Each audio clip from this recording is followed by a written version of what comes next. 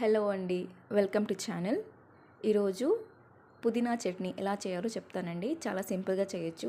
ఇది బగారా రైస్లోకి చాలా బాగుంటుంది. ముందుగా చింతపండుని నానబెట్టుకోవాలి. కొబ్బరిని ముక్కలుగా కట్ చేసి పెట్టుకోవాలండి.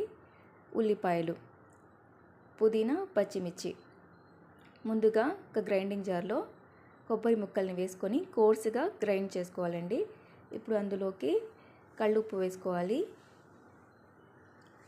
పచ్చిమిర్చి వేసుకొని ఇంకోసారి కోర్సుగా గ్రైండ్ చేసుకోవాలండి. ఇప్పుడు ఇందులో నానబెట్టిన చింతపండు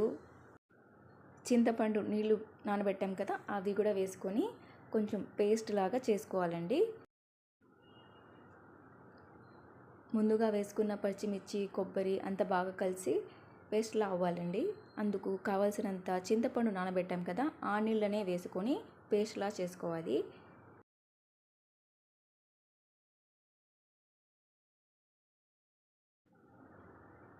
ఇప్పుడు బాగా పేస్ట్లా అయిపోయింది కదా.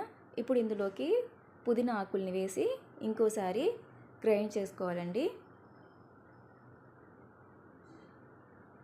ఇప్పుడు ఫైనల్గా ఉల్లిపాయ ముక్కలు ఉన్నాయి కదా, అవి కూడా వేసుకొని ఇంకోసారి కోర్సుగా గ్రైండ్ చేసుకోవాలి. అంతే అండి, పుదీనా అనే చట్నీ అనేది రెడీ అయిపోయింది. ఇప్పుడు నేను దీన్ని ఒక బౌల్లోకి ట్రాన్స్ఫర్ చేసుకుంటున్నాను. చాలా బాగుంటుందండి, పుల్ల పుల్లగా, కారం కారంగా. ఒకసారి మీరు కూడా కంపల్సరీగా ట్రై చేయండి. బగారా రైస్లోకి, ప్లెయిన్ పులావ్లోకి చాలా బాగుంటుంది. చాలా మంచి కాంబినేషన్. ఒకసారి కంపల్సరీ మీరు కూడా ట్రై చేసి ఎలా వచ్చిందో చెప్పండి. థ్యాంక్స్ అండి. Thank you for watching.